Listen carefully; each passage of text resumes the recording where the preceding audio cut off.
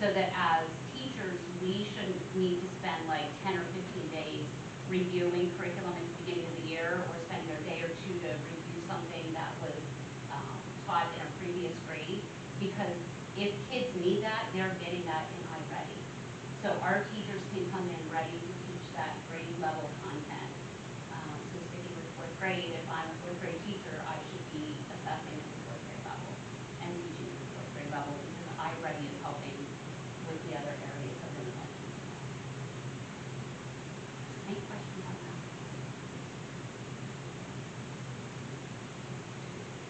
Okay, so some things that we are taking a look at for attendance, and just a little bit of a preview. You're going to see this again at the end of February when we bring the comp plan, which is ready to be reviewed by the board before it gets submitted at the end of March. So one of the things that we are taking a look at each building level is looking at some trends on chronic absenteeism, looking at the tardies, the number of tardies in each building, and are there times a year when absentee rates are higher than other years? You know, right now with the flu and a variety of other things going on, so we have to take a look at what some of those trends are. I mentioned earlier using the early warning system to start identifying our kids who are chronically absent, like right from the beginning of the school year. As soon as those absences start to add up, so what are we doing to catch some of those kids early, and what resources are we giving the parents? One of the things that was stressed in the SAS training that I just talked about was relationships. If you build relationships with your kids and engage them in their learning, they are more apt to be at school. And then, like, what can we get them involved with when they're here? Send home monthly attendance reports, especially for students who are experiencing chronic absenteeism, and then how to help families to support getting their students to school. Implement some regular check-ins, whether it's through phone, parent conferences, emails. We have rooms now that we can reach out to parents. So any way that we can reach out to them to try to support them in getting their students here to school. We also talked about trying to find a way to recognize and reward students for good attendance. We do that now through our PBIS program at the 2 buildings, so really looking at how can we also put attendance in there.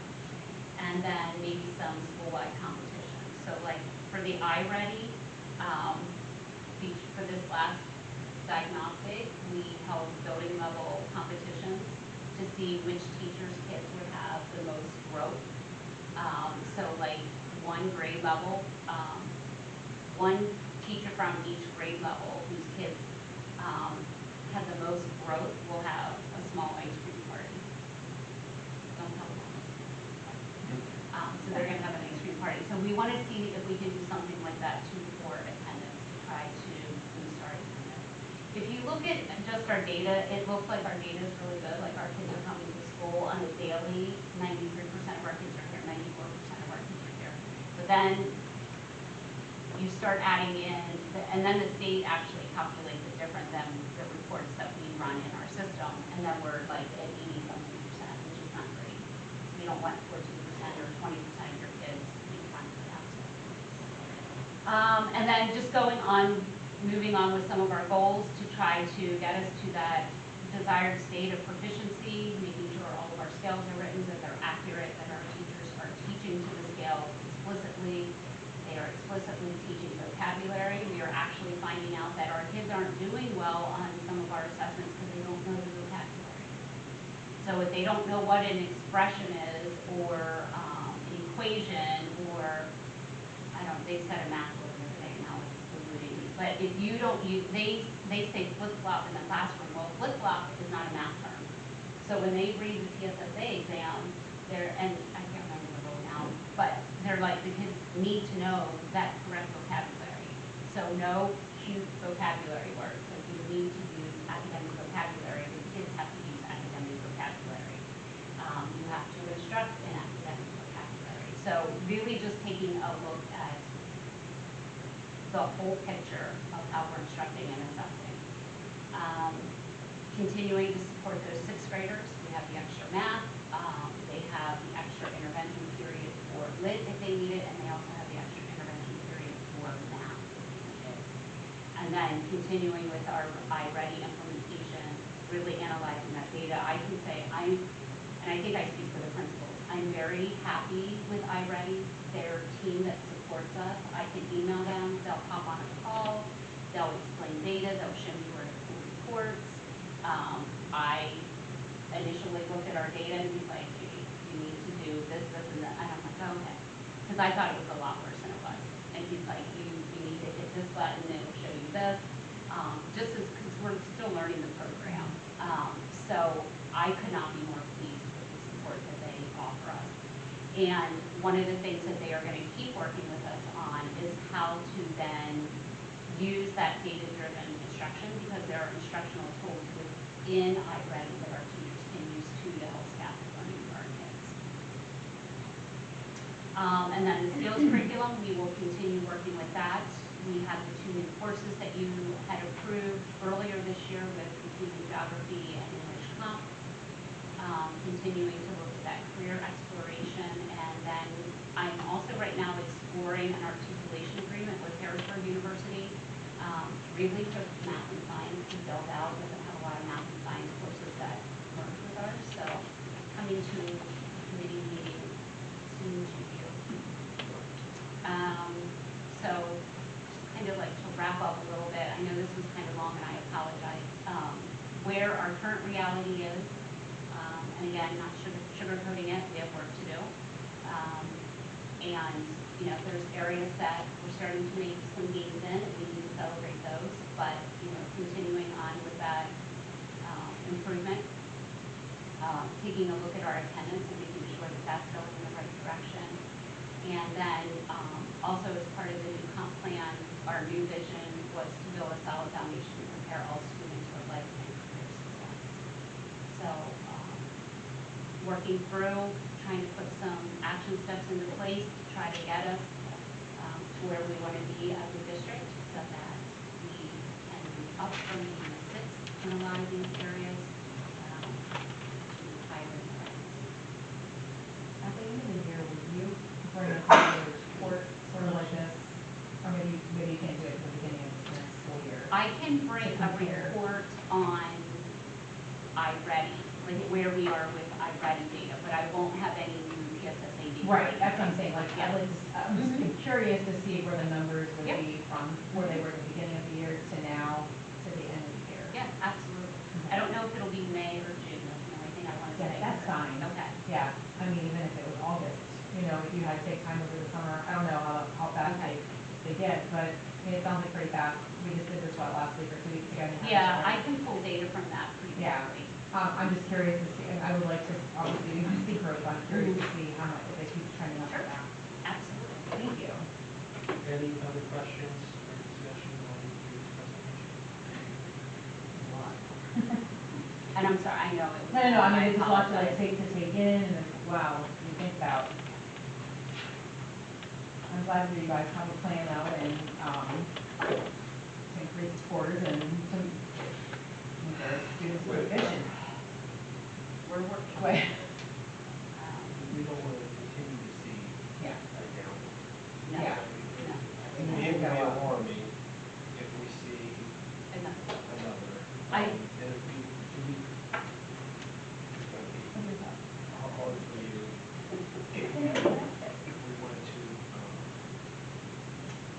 add in, I don't, this we saw from last year to this year, would we have the numbers for some, maybe like the last 5 years, 10 years, to know what the trend patterns would be? Know how.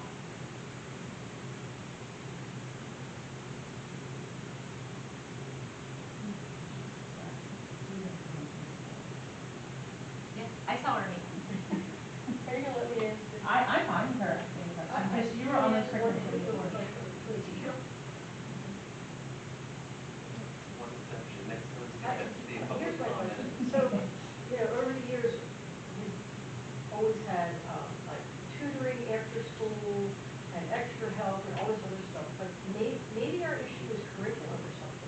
are we looking to see if we've got the right curriculum? That's why we've been rewriting curriculum.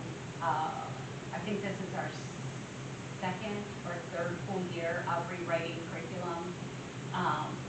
So each building level and each grade level, not last year, but the year before, went through their standards and prioritized, especially in the tested subjects.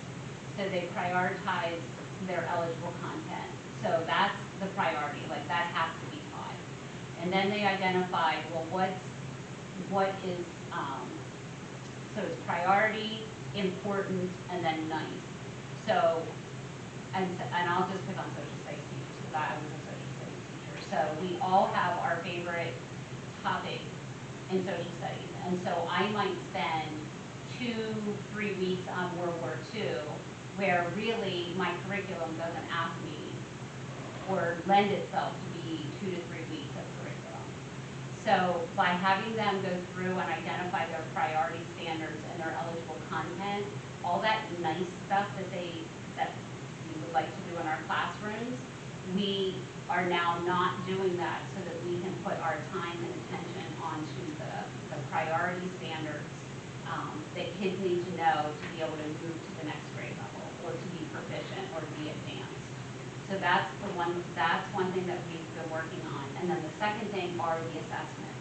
So again, if we're giving our kids level 1 assessments and only asking them to recall stuff, if we do that all year long, and then we sit them down in front of a PSSA that only has level 2 and level 3 questions, we've done them a huge disservice. I mean, there might be a couple of level 1 questions on there.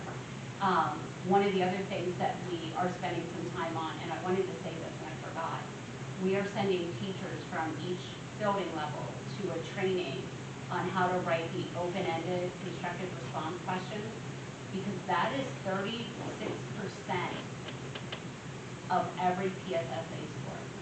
So if our students aren't taught how to read those questions, how to figure out what really is asking for, know the vocabulary that's in there, and then understand how to solve it and write it out, they're losing 36% of their score right off the bat. So we can't have them not practicing constructive response all throughout the year. So we have 2 teachers at every voting level, and it's coming up sometime here in February. So they're all going to learn how to construct better open-ended questions, how to score them then the same way they're scored on PSSAs or Keystones. One thing the gentleman from the state shared with us is, because he travels all around the state, he talks to different, so he was talking to some of the schools that have some higher scores that are hitting that constructive response at higher numbers. And so, like this year, the state's going completely online with testing. Now, we've been online for a couple of years now, and we have seen a different scores from that. I'm not blaming it on technology, but we've just seen a different scores from that.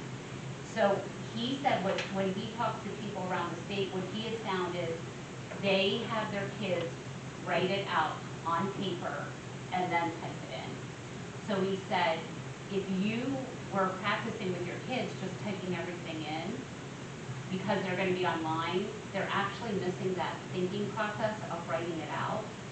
So that was like kind of an aha moment, elementary and middle school. So I'll be curious to see how that is at the high school. And I'm going to share that even before their training in March so that they are aware of that. He said that they saw huge increases in their scores. So like he's like, even when your kids are on iReady, have them write the problem out, then put it in the computer. When you're having them write a rough draft or something, have them write it and then type it.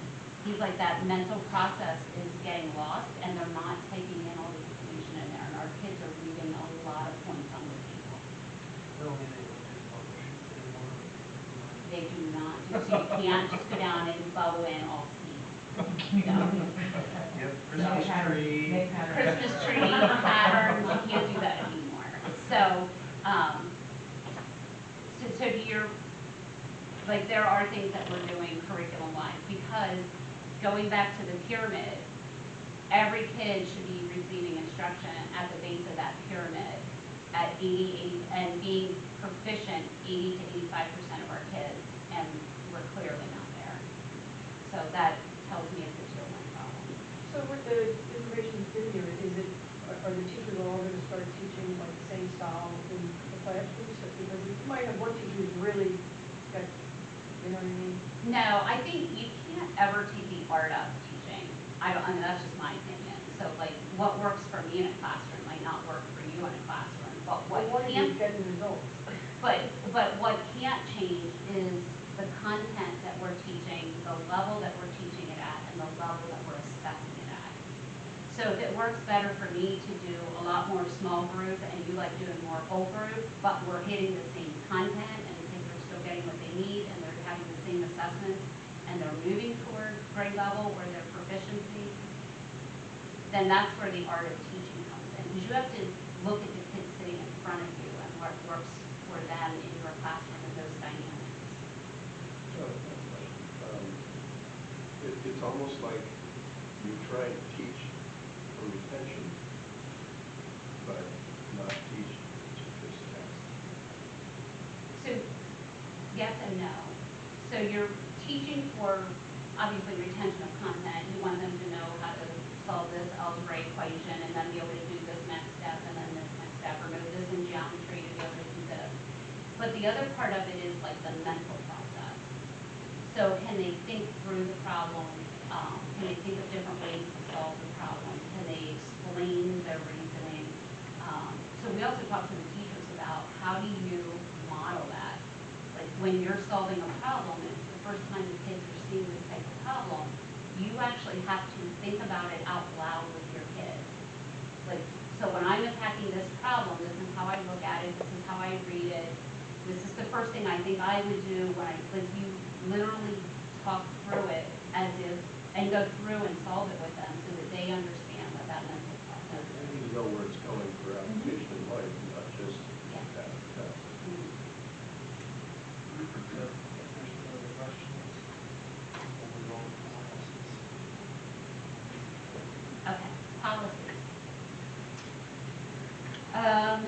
Policy 217 is updating the graduation policy.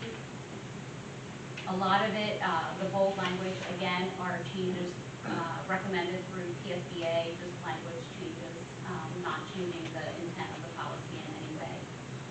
We did make the alignment to our current Littlestown policy as far as what our graduation requirements are, which would be the 3 college courses, 3 AP, industry credit, workplace experience, those types of things. So that we would keep if the board chooses to do that.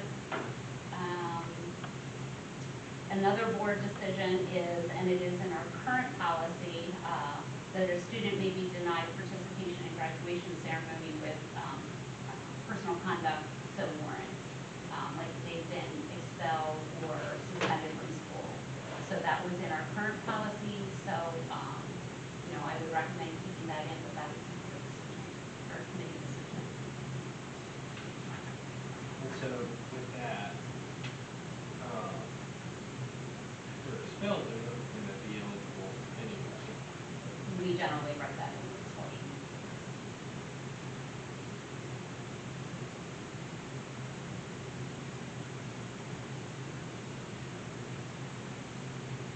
Second. Yeah, I think she should have.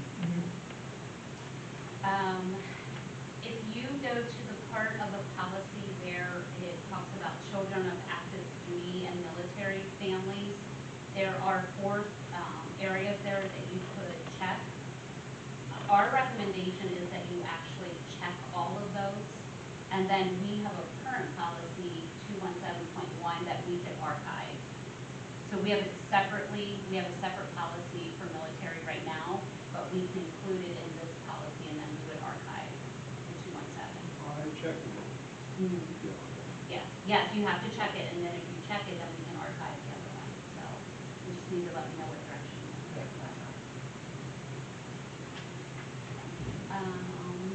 And then the only other thing is can already do this, but they added it in policy, just to make sure we keep accurate reporting and reporting the student progress toward graduation. But we do that as a district, but they did add that in the wording. So that is 217. I think I might have missed something on there too. We do also award a diploma, so it's in our policy, and I would recommend bringing it over to the SBA policy. Like we have students that go to York Adams Academy, that they can also receive like a dual diploma from us as long as they meet the graduation requirements. And so we did move that over into the SBA to keep it in policy. Anybody opposed to the dual? Yeah. Okay. That Um, would